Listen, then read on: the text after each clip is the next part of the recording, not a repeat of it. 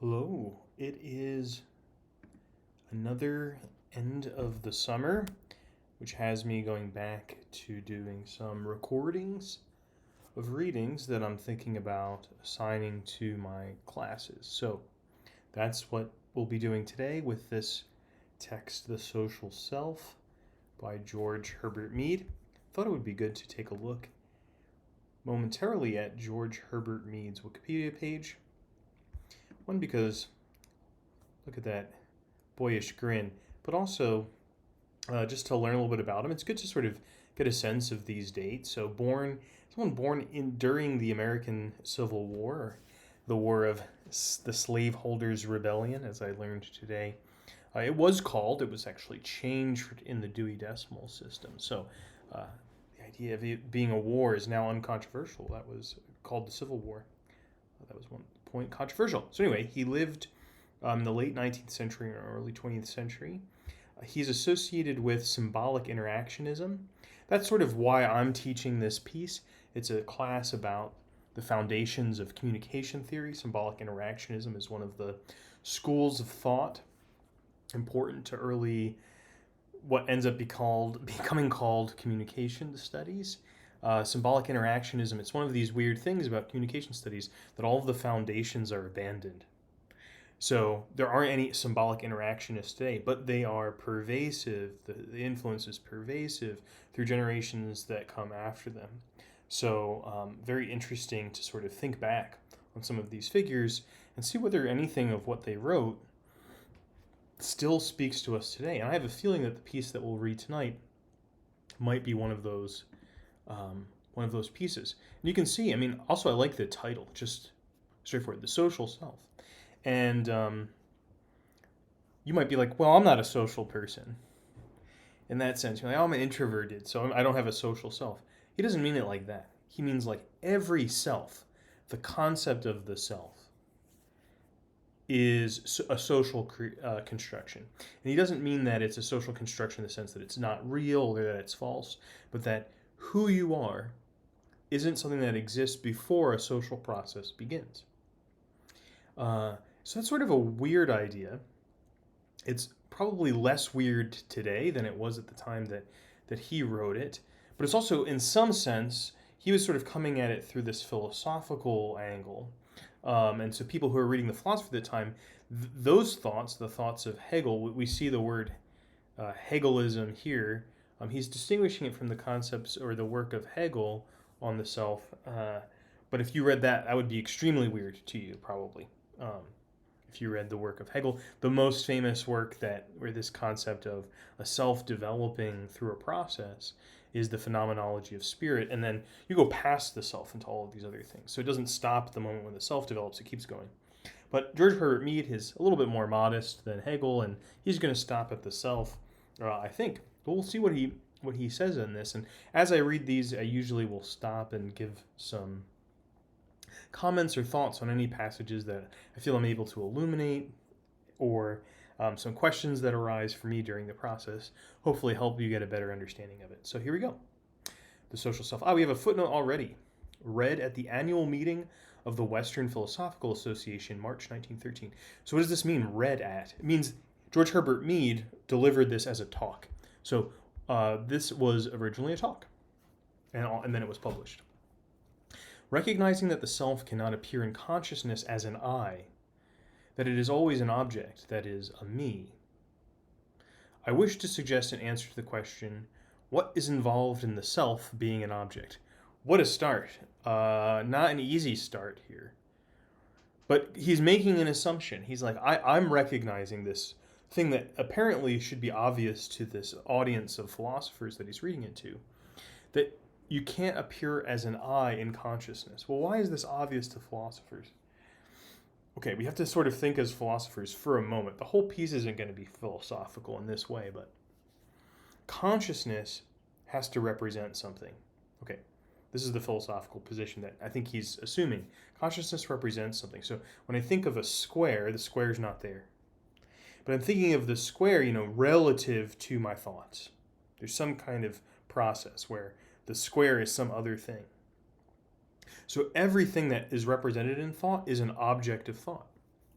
So it's some kind of objectification. I don't mean that in the sense that sometimes it gets used about in a negative way, that people are being objectified, but we objectify things in our minds. We aren't them, you know. So when we represent ourselves, even, it's not us.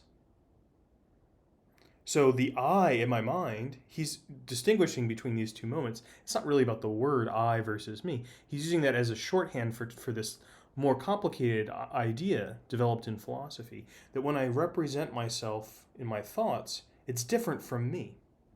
There's some distance. Now, maybe you've heard of this guy, Descartes, cogito ergo sum, right?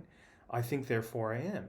Well, this is several centuries after that, and this is one of the critiques. Hegel was one of the people that was involved in this critique. To be like, yeah, you aren't because you think. That's not how you came about into being. Even Descartes didn't think that.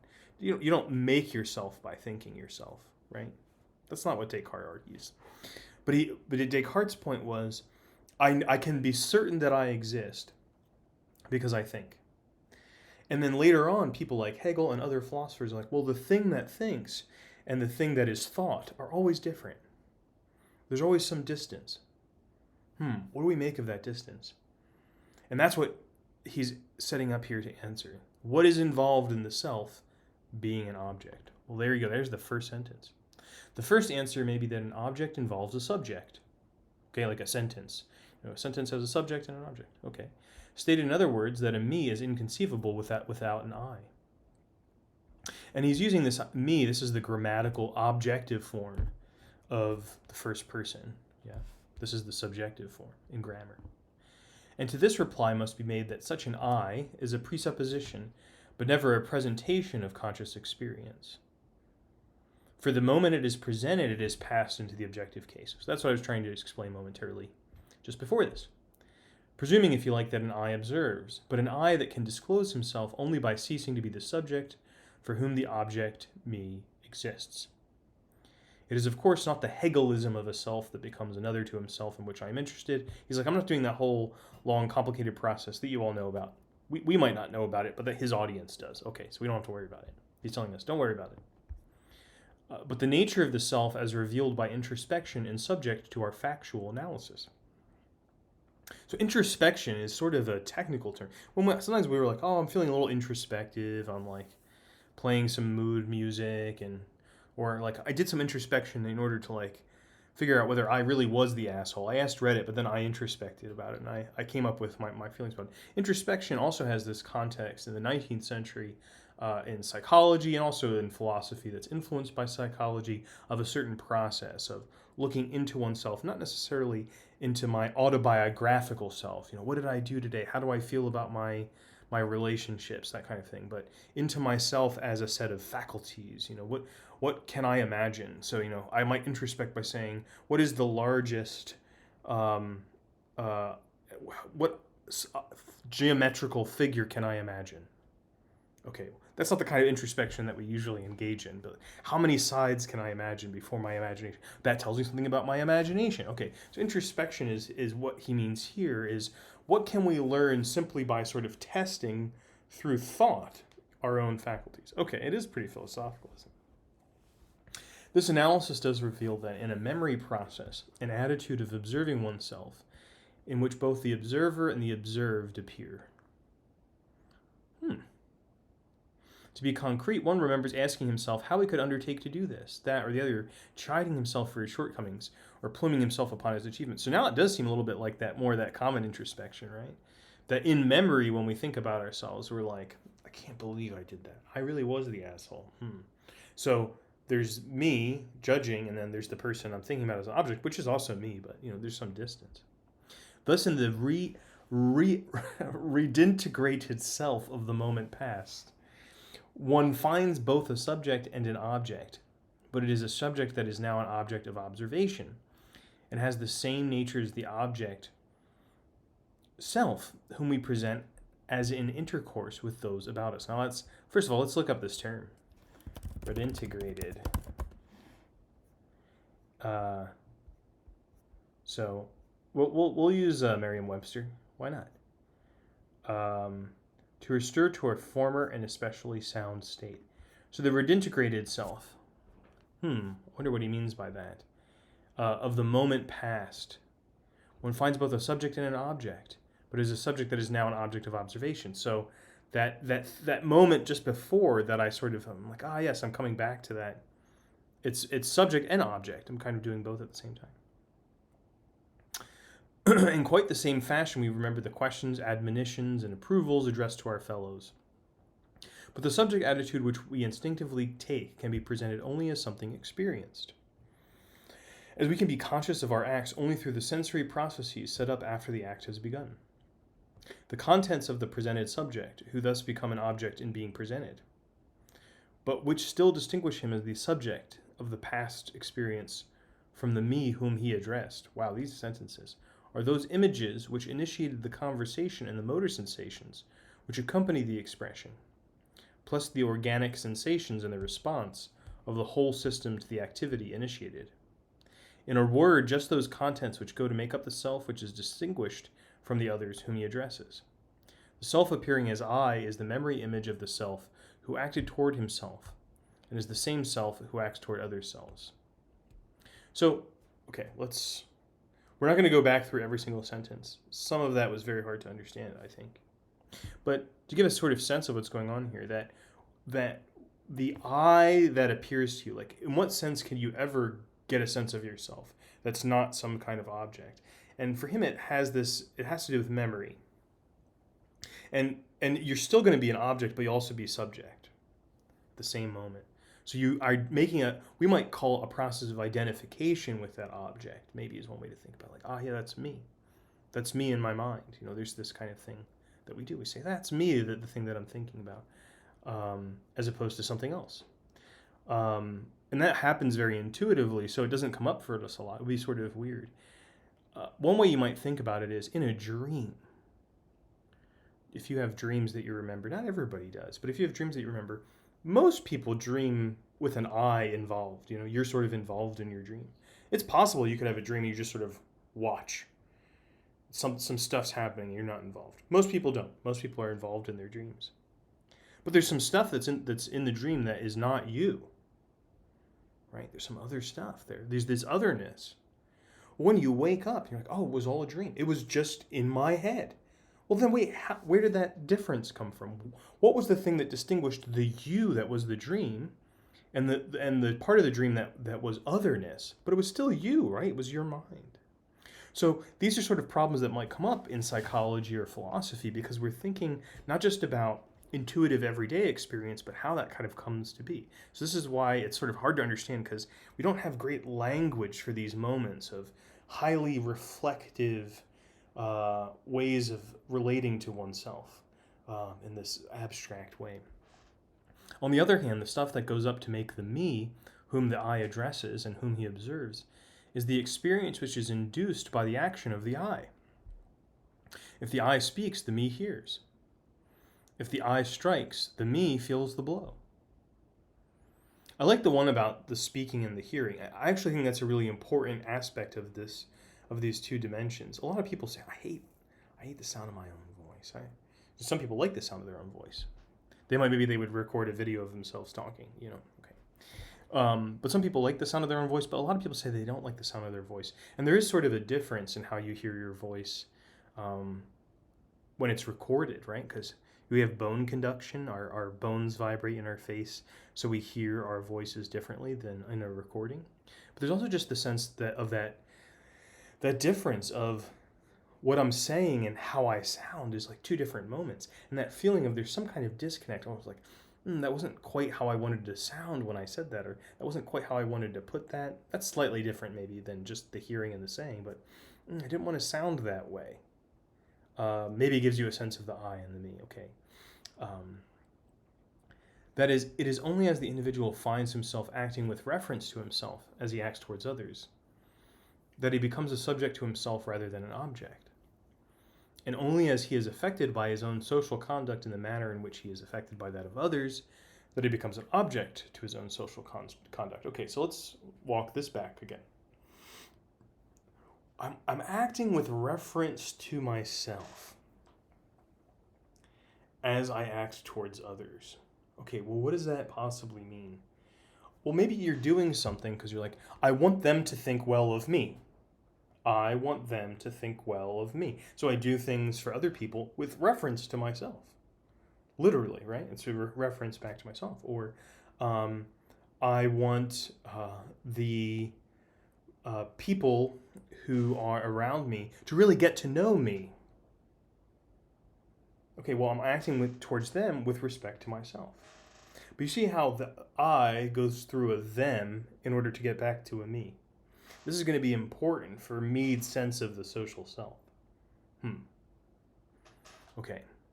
Now, there's today this sort of idea that anybody does that, or like they're being performative, they're being fake, they're not being real. That's also going to be important for maybe why this piece resonates with something about our present moment. The differences in our memory presentations of the I and the me are those of the memory images of the initiated social conduct and those of the sensory responses there too. Still really abstract, still pretty hard to understand, but you might have a sense of yourself, right? Well, I want them to get to know me, and so like I'm gonna like, wow, I really want them to get to know me, so I'm gonna show them how cool I am, and so I come in my like giant Pokemon scarf to the party, and everyone's like, okay, well now there's a little bit of a difference between the memory that I have, the sensations that I have at that party, and my sense of how cool I was that I want them to get to know. And those attach to these different senses of myself as subject and myself as object. And the thing that's distinguishing them or making them, significant in both cases is other people. Okay, sort of a weird way to think about it. Why go to all this trouble to think about it this way? It is needless in the view of the analysis of Baldwin, of Royce, and of Cooley. So these are other philosophers. This guy was his advisor, so somebody he's thinking about a lot, and many others, to do more than indicate that these reactions arise earlier in our social conduct with others than in an introspective self-consciousness. That is, that the infant consciously calls the attention of others before he calls his own attention, by affecting himself. That he is consciously affected by others before he's conscious of being affected by himself. Okay, again, all of this abstract language. What is this talking about? Sometimes you'll notice the moment when a baby discovers their hands. They get really interested in their hands. And it's not so obvious when they first see their hand that they're like, that's mine, It takes a while to sort of sync up. Be like, this is me. What? This is not me. This is a weird thing floating over my eyes, So babies are a little bit discombobulated, but they're crying right away. They're out there and they're like, they're just crying. Well, we impose the meaning on their cries, but they're hungry or they're upset or they're tired. So give me something. So our sense of ourself doesn't begin in self-consciousness in the sense that here I am, here's my hand, here's my foot, this is what I'm about. It begins with, help me. Oh my God, help me. I'm alive, I think. So what I am is just help. It's just a kind of call to others long before, way longer before it's a call to oneself. So self-consciousness, in this sense, is secondary. It comes later in the process than other consciousness. Okay, that's not a super strange thing. I mean, it's sort of obvious if you've ever been around an infant. But that has implications for how we think about selfhood, doesn't it? We tend to think, even though we know that about infants, we tend to think, well, of course people know themselves better than they know others. Of course we have special access to ourselves and our motivations and our desires and wants. Who could know me better than myself? Well, when you were a baby, everyone knew you better than yourself. You didn't know anything about yourself. What's to say that somehow radically changes when you become a child or an adult? Okay, so this is sort of where we're at right now in the argument. This comes first. Okay, the I of introspection is the self which enters into social relations with other selves. It is not the I that is implied in the fact that one presents himself as a me. And the me of introspection is the same me that is the object of the social conduct of others. One presents himself as acting toward others. In this presentation, he is presented in indirect discourse, as the subject of the action is still an object. Man, this is the reason I think George Herbert Mead is not better known, because the ideas are good, I think, but man, he didn't write very nicely. Sometimes you feel, you're like, gosh, it's hard to read. And the subject of this presentation can never appear immediately in conscious experience. Okay, let's read that again. One presents himself as acting towards others. I am presenting myself not as an infant now. We're here thinking about a social person, someone who can talk, who can have that self-reflective understanding of how they're coming off to people, whether it's right or wrong. That's sort of what they're sort of going for, right? And in this presentation, he's presented in indirect discourse. What's indirect discourse? Indirect discourse is a concept in literary theory and in grammar also of a certain way of representing discourse. So sometimes I could say something like, George Herbert Mead said XYZ. So that's direct discourse. I'm representing someone else said this. Indirect discourse, I just sort of say what they said, and through other sort of signals or marks, you're supposed to pick up that someone else is saying this. Okay. And in that way, I can sort of represent myself in indirect discourse. It's sort of a weird idea. I represent myself as like someone else saying this, is what he's saying, I think. Strange. And the subject of this presentation can never appear immediately in conscious experience. It doesn't mean immediately in time. He means without mediation, without some other thing that allows us, some kind of symbol or some other thing that allows me to get a sense of myself. So what's going to be that mediating factor? It's going to be a social process. It is the same self who is presented as observing himself, and he affects himself just insofar and only insofar as he can address himself by the means of social stimulation which affects others. The me whom he addresses is the me, therefore, that is similarly affected by the social conduct of those about him. This statement of the introspective situation, however, seems to overlook a more or less constant feature of our consciousness, and that is the running current of awareness of what we do, which is distinguishable from the consciousness of the field of stimulation, whether that field be without or within. Okay, so what's this about? Stimulation. Stimulation doesn't mean like, oh gosh, I'm stimulated, I'm excited. It just means really almost any stimuli. If you read psychology papers, you'll see this sometimes. I was looking at one today, and I was looking through their GitHub, and I was like, where are the photos going to be that they use to do these trainings on their subjects, where they ask people, like, look at this photo, look at this photo. It's like, what is that going to be called? They called all the photos stimuli, because sensory experience here, before it's interpreted, we can't call it any particular thing. So there's this practice in psychology to call all of these different kinds of sensory elements stimuli. Okay, so the field of stimulation is sort of the sensory field. But there's something else, there's some other awareness of what we're doing. That's not the same thing as, what I heard or what I saw or what I tasted. It's not exactly like that. So he's going to distinguish that, and he's going to give it a name. It is this awareness. Why is he putting in air quotes? Man, he's such a philosopher. He's like, I can't really call it that because it's not quite that, So he's putting it in air quotes. Which has led many to assume that it is the nature of the self to be conscious both of subject and of object. To be subject of action toward an object world, and at the same time to be directly conscious of this subject as subject, thinking its non-existence along with whatever else it thinks. Wow. Okay. So, really all this is like, this is the normal way that we think about ourselves. Be like, time to go to work, and I'm going to work. Time to go to school, going to school, right? I have an experience or an awareness of myself doing something, and it relates to the world. But as we're sort of building up here in this abstract way, there's a complicated set of things going on there. Okay, so it ends up becoming a stream of awareness, but what can we make of that? Now, as Professor James pointed out, this consciousness is more logically conceived of as schisness. So he's taking the con off. Well, why take the con off consciousness? What's con mean? It's supposed to mean the sense of width. That's what it comes from. It comes originally from the Latin um, preposition cum, which means with. So that sense of something mediating, that sense of something else. Well, this doesn't have that. So this apparently immediateness of it means it's not with, so it's just shusness, which is not a word that caught on, I don't think. However, this logical statement does not do justice to the findings of consciousness. So he's like, nah, that's not true.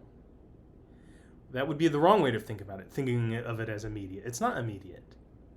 It has mediation through the symbol systems of social life.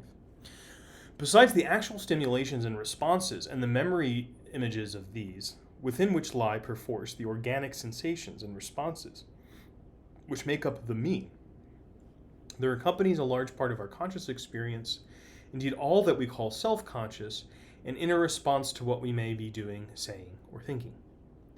At the back of our heads, we are a large part of the time more or less clearly conscious of our own replies to the remarks made to others, of innervations which would lead to attitudes and gestures, answering our gestures and attitudes towards others. Okay, so you ever have that little thing in the back of your mind, or he's saying you almost always do, where you're like, oh yeah, I shouldn't have said that, or I hope they get the joke. You know, there's this little sort of critic or observer of yourself going on and on. The observer who accompanies all our self-conscious conduct is not the actual I, who is responsible for the conduct in propria persona, in our own self, in our persona of being the I. So that critic that's like another thing. So we had the I and the me, and now we have this little observer, this little critic. This is sort of a third element, it seems. Okay. The confusion of this response of ours, following upon our social simulations of others, with the implied subject of our action, is the psychological ground for the assumption that the self can be directly conscious of itself as acting and acted upon. So the moment when you look upon your own actions, that's also not you. That's some other thing. Weird. So this might start sounding familiar to people who are students of psychology as this tripartite model that Freud came up with, which we know in English as the id, the ego, and the superego. Now, I don't think that's a good understanding of what Mead is talking about here, because Freud's version of that model is much weirder and more complex than people normally understand it to be. And people have sort of popular interpretation of the id as like these basic drives. But there's something about it here. Because what is id? It means it. And ego means I. And the superego is the thing that's above I. That grammatical form, all those terms come from Latin. In German, Freud just used I too. He was just like the ich. He was just like the ich. And the s, the it. The I and the it, you know? So it was sort of the similar thing. And then the Über-Ich, the thing that's above me. The sense of I am looking at myself as an object. I can observe that versus I am looking at the thing that's observing. Right? These different relationships. But for Freud, the thing that is, has to do with the unconscious here. We don't have a lot of unconsciousness. So it's a different model, but a similar sort of idea of different levels of the self. And here the levels come from which one's observing which, but they're distinct. Weird. Okay.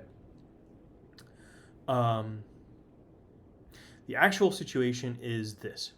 The self acts with reference to others and is immediately conscious of the objects about it. In memory, it also redintegrates the self acting as well as the others acted upon it. So, okay, first, regular old self, I act like the baby that says help. I do stuff in reference to my environment, in reference to others. In memory, I go like, oh yeah, that was me there. So I put myself in to that scene. I am there in my memory. You ever realize that about memories? Like sometimes you will actually appear, like you'll see yourself. Well, obviously you didn't see yourself in your memory. So that's sort of a fiction that you're creating. You're imagining yourself in some way, being back in the scene. Okay, so that's that other level. But besides these contents, the action with reference to the others calls out responses in the individual. So then you think of that memory and you go, shouldn't have done that. Then you have the third level.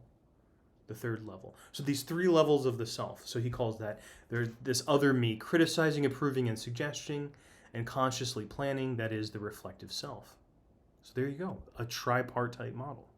It is not to all our conduct toward the objective world that we thus respond. Where we are intensely preoccupied with the objective world, this accompanying awareness disappears. People talk about this as being in the zone, or being in a flow state. You don't really think about yourself. This is one of the nice things about like really getting into an activity is you sort of lose that reflective sense of yourself. You're like constantly having to criticize and approve yourself. It's good in lots of ways to have some aspect of your life where you're not thinking about yourself. But it's not necessarily just a moral question of like, oh, you're being selfish. It's that you're sort of spending a lot of energy and time in this aspect of yourself that is different from being very active in doing things, of giving yourself over to the so-called objective world here, the world of other stuff. And so if we can't do that, we can't really get involved and enjoy those things or care about those things in the same way. We get stuck in ourselves, in this sense of ourselves, this reflective sense of ourselves. We have to recall the experience to become aware that we have been involved as selves, to produce the self-consciousness, which is a constituent part of a large part of our experience. As I've indicated elsewhere, the mechanism for this reply to our own social stimulation of others follows as a natural result from the fact that the very sounds, gestures, especially vocal gestures, which man makes in addressing others, call out or tend to call out as responses from himself. So you're like, hey, Joey, and then you immediately hear yourself, you're like, I sound so cringe. You want Joey to respond, but you also respond. He cannot hear himself speak without assuming in a measure the attitude which he would have assumed if he had been addressed in the same words by others. Weird to think now. Okay, that reflective, critical self comes about from saying, what if the thing that I am doing, the others had said to me? So even at the moment where it seems like I am relating directly to myself, in this way of the observer to the memory self, what he's calling the memory self, which is sort of weird, I still need to go through the process of, how would I have reacted if someone else did to me what I just did to them? And this might sound a little bit like that golden rule that you've heard so much about. So there's a moral component to it, but it doesn't have to be moral. It happens in all of these reflections. It's constitutive of that self. That's how it comes to those judgments. It needs that symbolic medium of otherness in order to have that relationship to itself. Weird, but cool.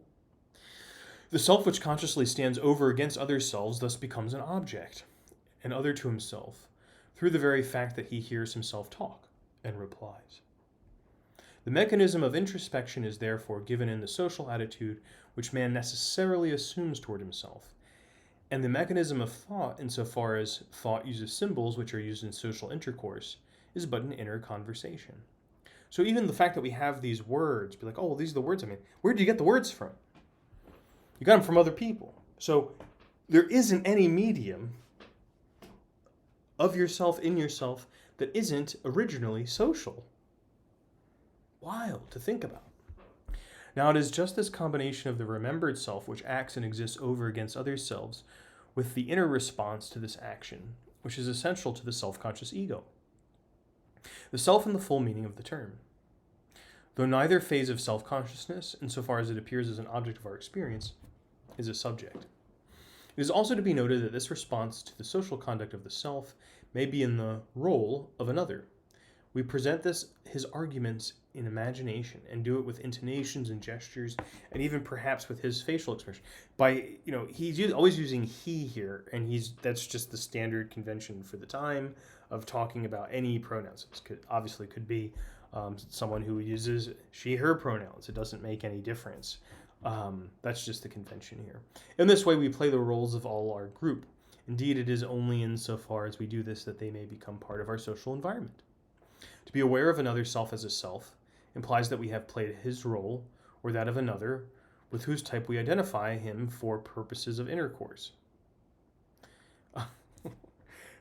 Sometimes he's like thinking ahead of himself. I think here he's sort of anticipating the fact, well, yeah, So to be aware of another self as a self, being like, yeah, oh yeah, this is sort of how I am, my persona, my mask. Like, this is sort of the role that I'm playing in this social situation. That's not being fake for Mead. He's like, that's what it means to be a self. To be a self implies this kind of performance of a role and an awareness of it. Maybe he was just a really performative guy, who knows. The inner response to our reaction to others is therefore as varied as is our social environment. Not that we assume the roles of others toward ourselves because we are subject to mere imitative instinct. We're like, ooh, monkey see, monkey do. But because in responding to ourselves, we are in the nature of the case taking the attitude of another than the self that is directly acting. And into this reaction, there naturally flows the memory images of the responses of those about us. The memory images of those responses of others that were an answer to like actions. Okay, so you're talking about memory images here. He doesn't necessarily mean like pictures. Again, in the psychology of this time, an image was any sort of trace of sense. It could be a sense of smell, so you could have a smell image. It could be a sense of hearing. You could have a auditory image. And even in present-day psychology, some aspects of psychology, cognitive psychology, we'll still use this terminology sometimes. So, like, you when you hear the new Charlie XCX album, and, like, you can sort of hear it in your head, that's the auditory image of that track, which is, based on your sensation of it. That's why it's a memory image, though, because it comes from memory. That's the idea. Okay.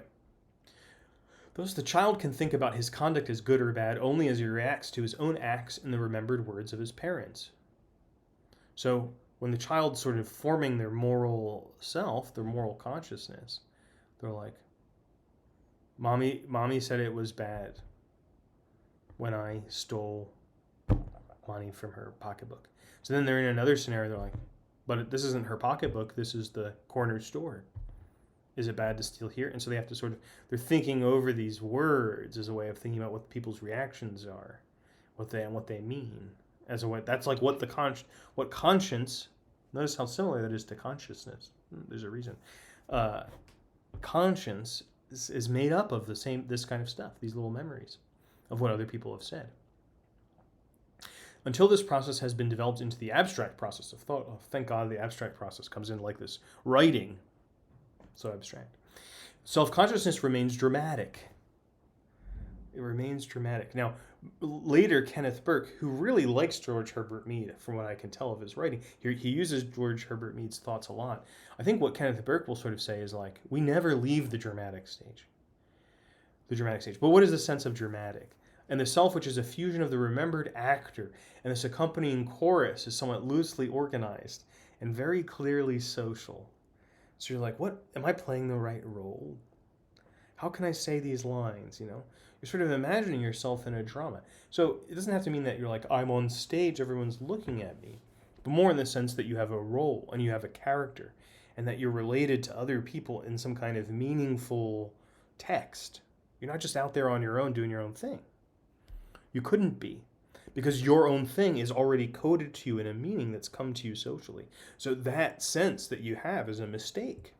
So it's a weird way, like if you wanted to go to the ethical aspect of this or to the moral aspect of this, it's a weird way of sort of responding to some immoral, well, we might sort of say like, well, what's wrong with selfishness? And you can come up with different religious arguments against selfishness or things like that. I think what George Herbert Mead would sort of propose is like, it's just sort of a big mistake. You're not the kind of a thing that can just go do what it wants, separate from the concerns and considerations of others. You've just stopped recognizing how much you are imbued with otherness inside of yourself.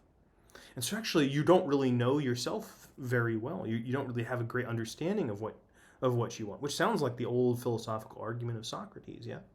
So maybe it does sort of line up in that sense. Famously, Plato was like, I can only write these little dramatic dialogues. There had to be other people involved for Socrates to say what he needed to say. So he used the character of Socrates to sort of discuss philosophy. But he never discussed it straight on, because like, you need to hear what other people say. It doesn't make sense otherwise. How can you have reasoning if you don't know what other people are saying? It was unimaginable for him. Weird that we have come so far away from that. The features and intonations of the dramatis personae, that means the characters in the play, fade out, and the emphasis falls upon the meaning of the inner speech. And the imagery becomes merely the barely necessary cues. But the mechanism remains social, and at any moment the process may become personal. So here's a wild thing that he's saying. He's like, well, really what happens is over time, the memory, the fact that all of these different things about you are from other people. It's like you just sort of forget. You forget that this is a character's lines, and you just see the words. And now all of that forgetting becomes the self. So all of these social processes, you forget, it becomes sort of vague, and this is all you. Okay. Sometimes what will happen, to go a little bit into one of the ways that I make use of this, is sometimes people I know or people I'm working with will have internal conflict. They'll be saying and feeling things that are in conflict with each other. Not just because of George Herbert Mead, but from my own experiences and other things that I've read, I often think that this is a residue of an old social conflict. It could be different voices, maybe at different moments in your life, that had different opinions about you or what you should do. And now you've forgotten who said them, and they're saying them at the same time, and actually you are saying both things, but they contradict each other. And then you feel this great pressure and this problem. And it's hard to know what to do with. But if we recognize that it was like, okay, one of these was my mother and one of these was my coach, they're saying different things.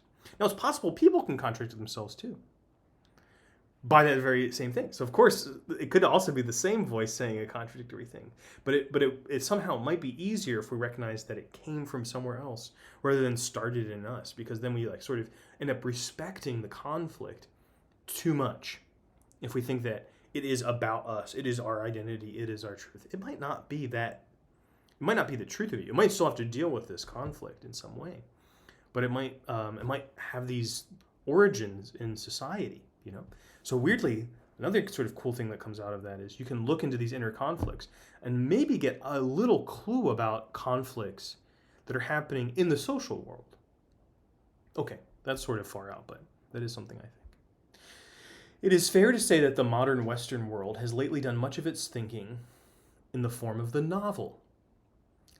Not very recently. This is over 100 years old, so I don't think that's I think right now the form is TikTok Shorts or Instagram Reels or something like that. Okay, but the novel is still read. People still read novels, don't they? Romantic-y novels, anyway. While earlier the drama was a more effective but equally social mechanism of self-consciousness. So he's comparing two literary forms, drama and novel. So those of you who are Kenneth Burke heads out there might be like, wait a minute, something is interesting here, because Burke really privileges drama. And it's sort of weird because Burke reads all of this poetry, reads all of these plays. He writes so well about Shakespeare. Shakespeare is drama, I guess. But he writes a lot about novelists. He writes a lot about 20th century literature. There's this great anecdote I often tell where someone at a conference asked Kenneth Burke, what should we read to understand you better? And he said, 20th century literature. I think the person was looking for like a book, not all of 20th century literature. Well, 20th century literature certainly includes drama, but it includes all sorts of other things. So why was drama so important to Burke? I think you have to consider that he bought this idea that there's something originary in the dramatic, in the moment where it's about social consciousness, as where self-consciousness and social consciousness are more closely, more obviously linked. At least Mead thought, rather than Burke.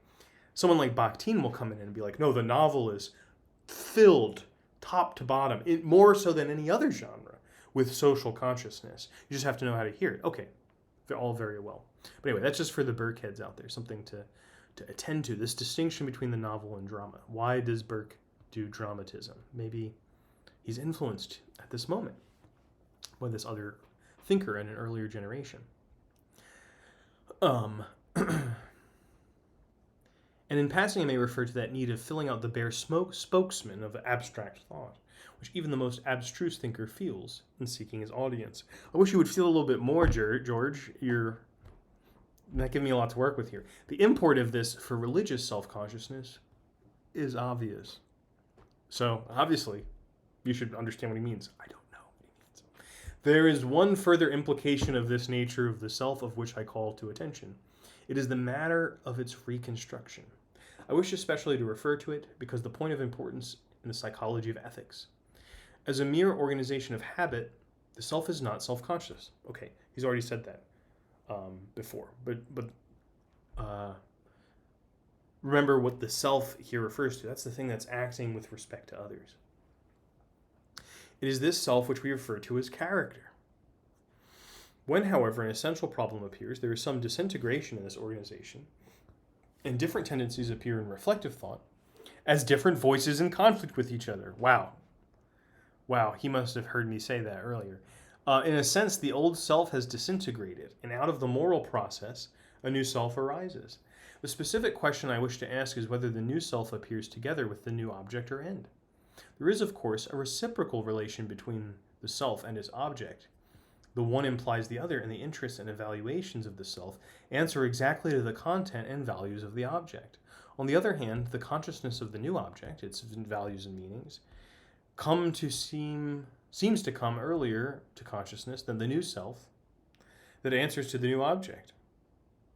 We need an example. For the love of God, give us an example.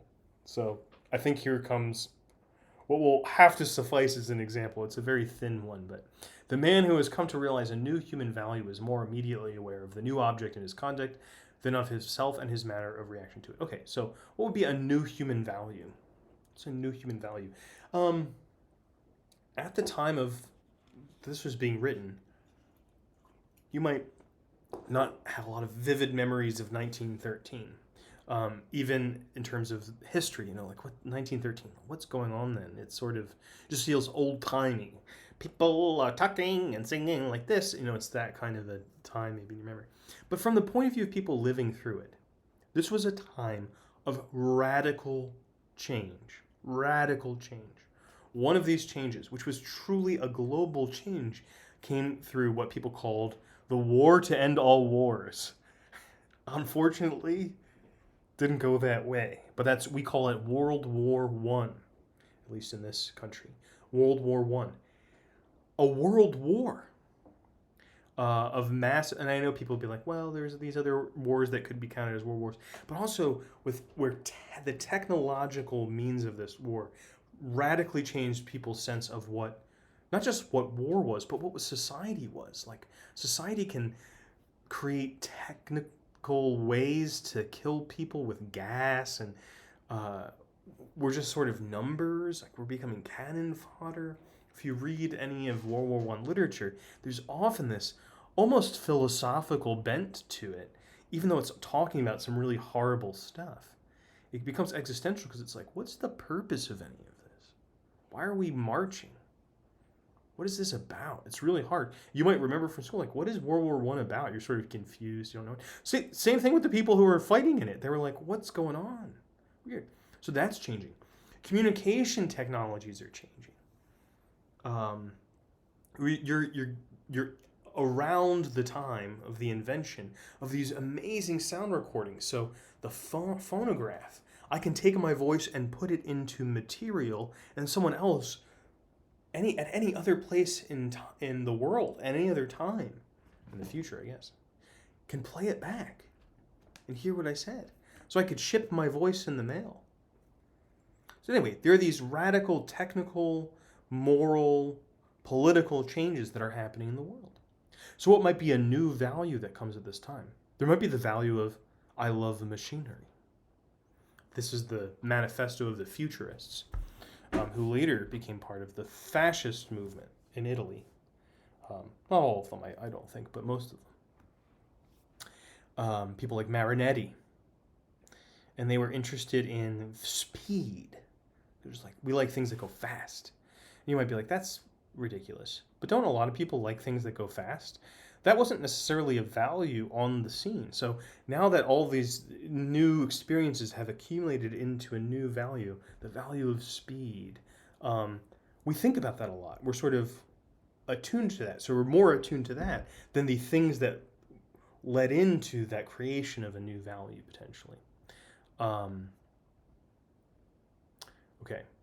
This is due to the fact to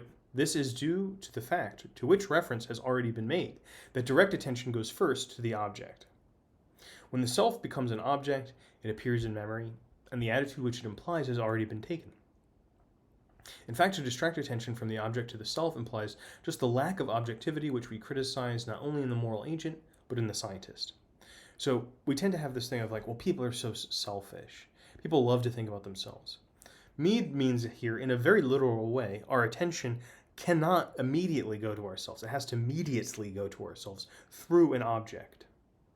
And he's like, and that's good. That's good that we should be. People are like, oh, you're distracted by shiny things. He's like, no, we're not distracted by objects in the world away from ourselves. We have to look into yourself and work on yourself. He's like, no, you have to go out into the world and see what's really there. And this constant movement backwards is criticized as being a loss of objectivity, right? That sense of objectivity, people have sort of, I think, confused understandings of objectivity, but this is a really powerful sense of objectivity, of concern with the objective world, of concern with other people, what's out there, other meanings other than myself. And for Mead, this is natural. This is sort of naturally where we begin. And not natural just in the sense that it's unnatural to go another way. We can't ignore the objective world. So we have to go through it in some way. There can be questions, though, of how strong is our reception or our attention to the objective world. I was also working today on a class about Elaine Scarry's book on beauty and being just. One of her arguments is beauty, far from being something that works against justice because it's filled with bias or it's too subjective, is that beauty interests us in the objective world, or brings us into the objective world. And it makes us, if we sort of allow ourselves, in some sense, to be captivated by beauty, to become more attentive in a way that makes us more just. You can't really be a just person if you're inattentive. The juror who's falling asleep during the trial. Oh yeah, who's guilty now? Well, I didn't really listen to the evidence, but I think all people are nice, so they're probably innocent, or whatever. What is this about? That's not justice. Yeah, so this is something that we should be criticizing, that not praising that people are like they're really working on themselves, or they're thinking about themselves, whatever. To leave the field to the values represented by the old self is exactly what we term selfishness. Some people would call that principle. I'm sticking by my guns. He's like, no, that's called selfishness. That's what that is. The justification for the term is found in the habitual character of conduct with reference to these values. Attention is not claimed by the object and shifts to the subjective field, where the effective responses are identified with the old self. The result is that we state the other conflicting ends in subjective terms of other selves, and the moral problem seems to take on the form of the sacrifice, either of the self or of the others. Where, however, the problem is objectively considered, although the conflict is a social one, it should not resolve itself into a struggle between selves, but into such a reconstruction of the situation that different and enlarged and more adequate personalities may emerge. Attention should be centered on the objective social field. Even though I don't always love his prose, what a beautiful paragraph. What a beautiful paragraph. How many ethics classes? You've learned all of these philosophers about ethics. How superior it is to so much of the reflection that goes on in these ethics college classes. How much better is the sense of life that comes from here than from money market accounts, from people who are people who are talking about getting ahead, from self-help books. There's so much stuff about how we should approach life. So many ways of thinking that are dead set on thinking about it in the first instance as a question for the self, for the individual self. So think about how the argument has progressed. The self is originally composed of social meaning, coming from all sorts of different areas. Sometimes it's other people. He doesn't give us a lot of detail about it, but think about your own life. It can come from anything. This whole experience of otherness in general, in all of its diverse forms. People, animals, objects, experiences, sensations. It's all in there. But then when we come to some conflict in our life, we're like, well, it's me versus them. Why? What are you? What's your clear interest that you know so well? Couldn't you say, well, what part of me is in conflict here? What role is that? How is that role situated in light of this scene? Sounds a lot like Burkean dramatism. sort of moral hope there for that. Okay.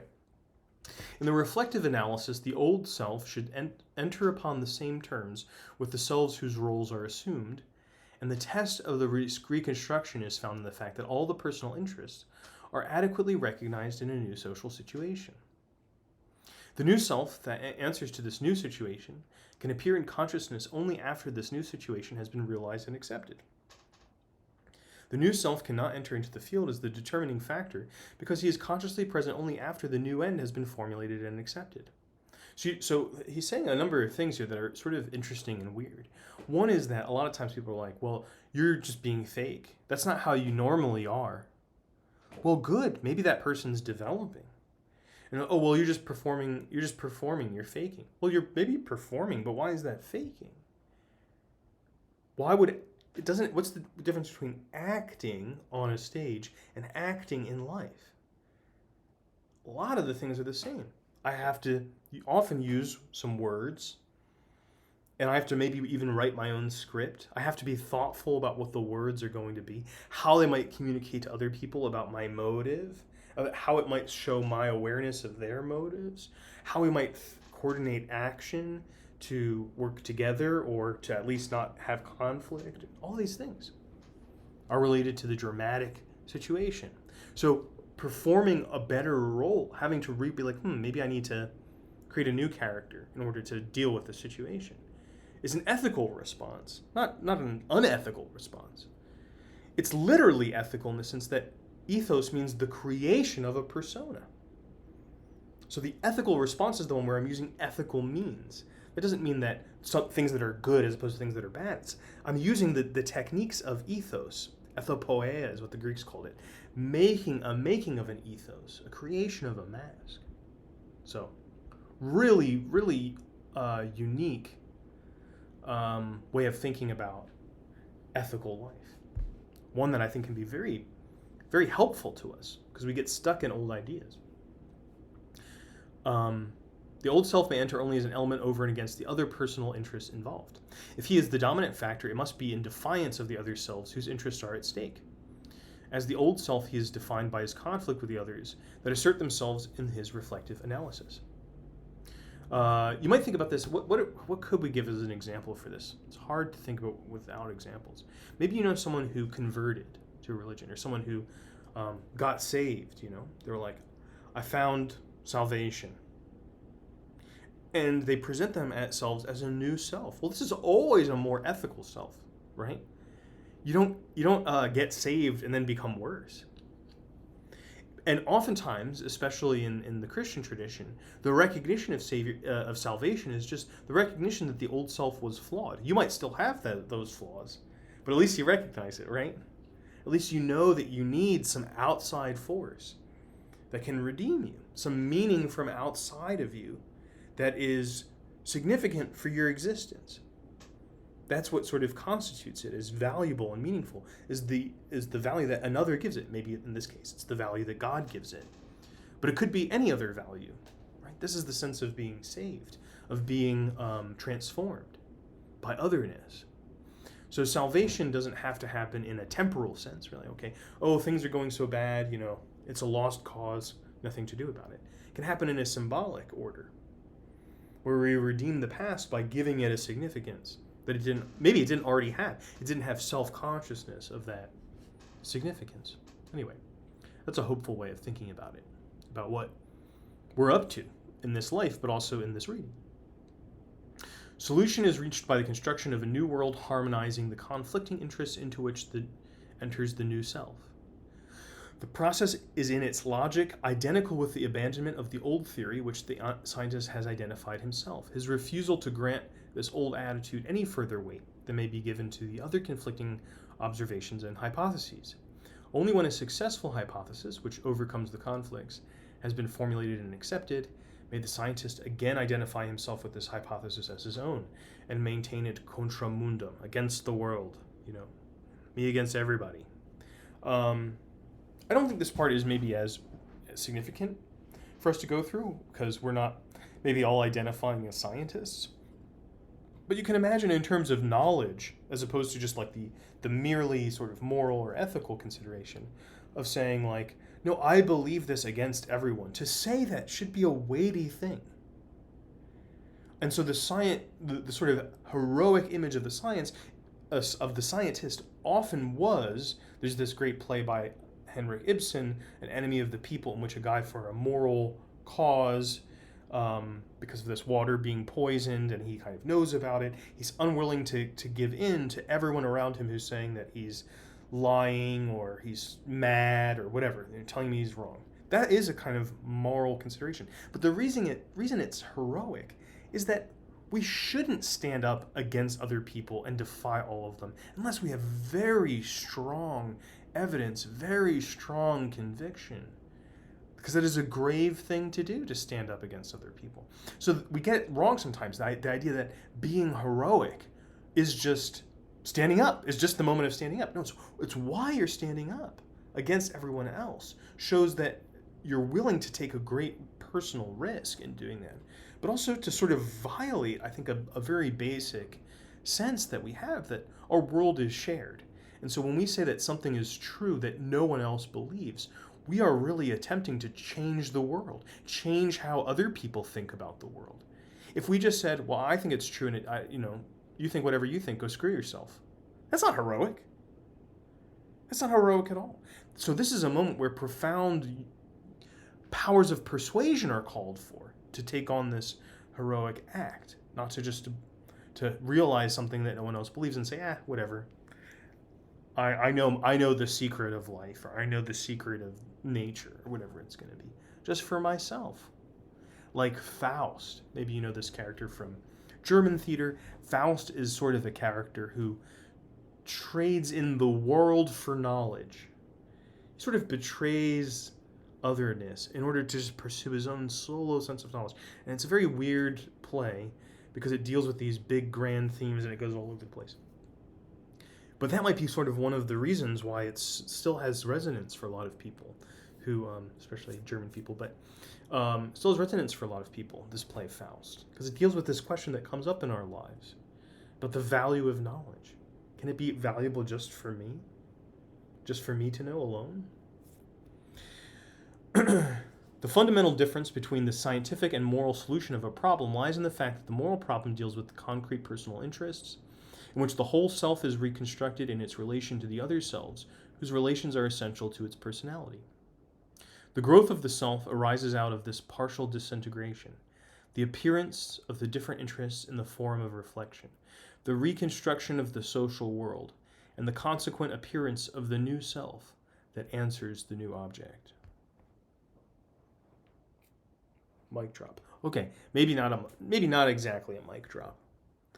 But a strange, short, weird, powerful essay, one that I think has probably been very influential, and maybe its influence has sort of attenuated over time, because it's sort of the things that you probably have. Maybe you were lucky enough to know some of your grandparents, but you probably knew them when you were a kid, and maybe they passed on some wisdom to you or some experience to you. But especially in modern culture, they probably only gave you the judgment that they had about their experience. It was hard to communicate their experience to you. So it was so different from how things are now. For technological reasons, for economic reasons, for historical reasons, all sorts of reasons. Even more so than it was in the past, when the lives of a grandparent and a grandchild would be maybe different in terms of their personalities, but the conditions might be largely similar. Or they might be disrupted by something that everyone would recognize as being a catastrophe in some way. But the sense of what is normal is different in modern societies often. Between grandparents and grandchildren, there's so much distance. So sometimes what happens in scholarship, I think, is that 2 or 3 generations down the line, a thought's influence has become very wide, but it has sort of become very attenuated in its force. And it sort of loses a sense of what it can do. And we have other assumptions. It's like all of those people that we forgot that were part of ourselves. So sometimes we go back to these older texts and they're weird and they're hard, and it's like talking to your grandpa about his hobby, or talking to your grandmother about what it was like to date when she was, it's so weird and different than what you would expect. But because of that difference and that weirdness of these old articles, we might get a different way of thinking about our own questions. So I just want to leave you with a sense of how I think this can be helpful for us in the social media age, where social media, so we say the word social, right? This is the idea of the social self. What could be more social than the social self? But social media gets it all backwards. At least the current formations of it do. Because you begin social media by creating a profile. You create yourself as an individual first. That's the way that you access society. Well, really, the social is what forms the individual, right? That's hard. It might be hard to put into a form that you could use on a computer, because the computer is an individual object. You have to access the social world through it.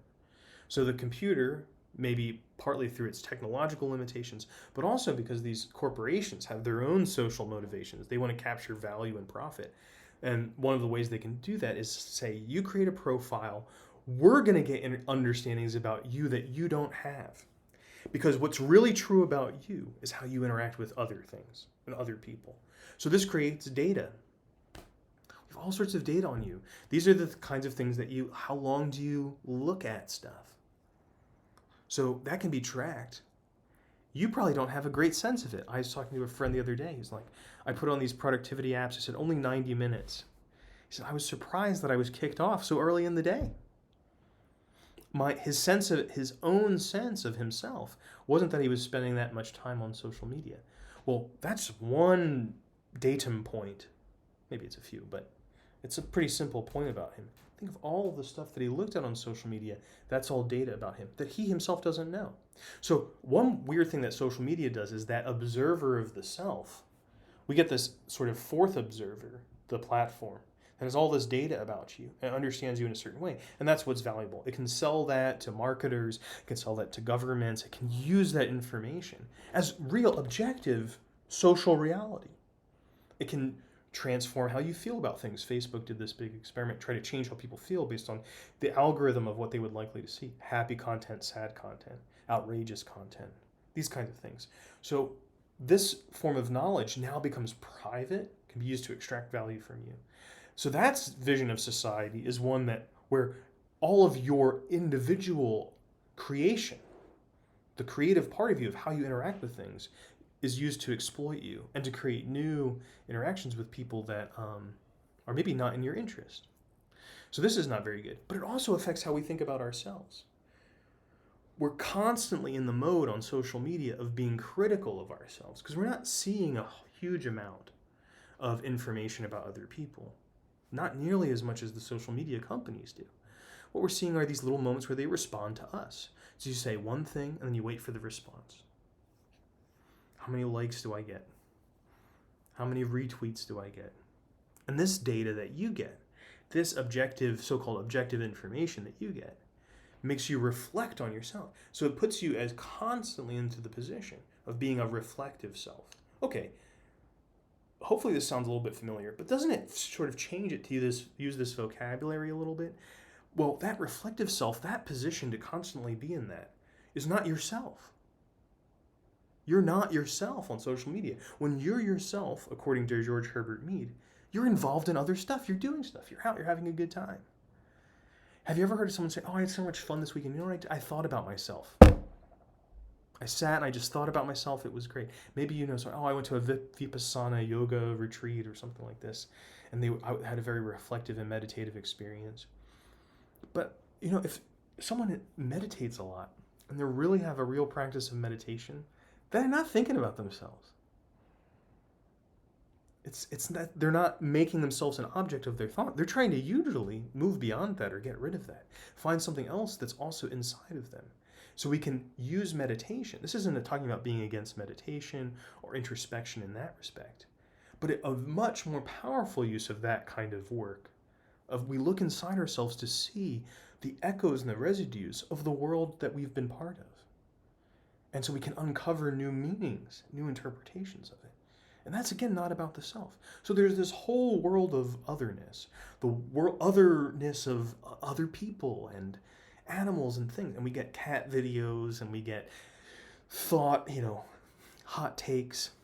We get this sort of attenuated version of that. We don't get that otherness. And the otherness of our own self. We're constantly just going back to this thin thing that other people give us. We're getting too much data that is just the apparently obvious truth of what people think about us. So we're not doing a lot of work on ourselves. So when we use social media, we're not being our social selves. Social media is a way of creating a society that can be measured and controlled. I use social media.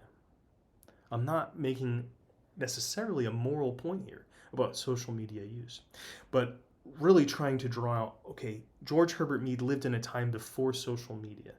What could be useful about someone like George Herbert Mead for our moment, where our sense of the social comes so much from that? And it could be by performing this work of thinking what grandpa thought, in this case, great-great-great-grandpa thought, and saying, what would those terms and those experiences that they had, how would they interpret our experience? And that can give us a new thought. And hopefully, on the moral side of things, those new thoughts can create the kinds of new persons that we need to be to respond to new situations that we find ourselves in. And we definitely are finding ourselves in some new situations. I hope that you enjoyed this video. Come back to the Rhetoric Central. It is also Rhetoric Centric, but come back to the Rhetoric Central YouTube channel for more read-alongs like this. Hopefully you enjoy it. And if you have thoughts or ideas about this reading or about what could work better for how we could communicate in this strange social media platform of YouTube, please leave a comment below. Thanks so much.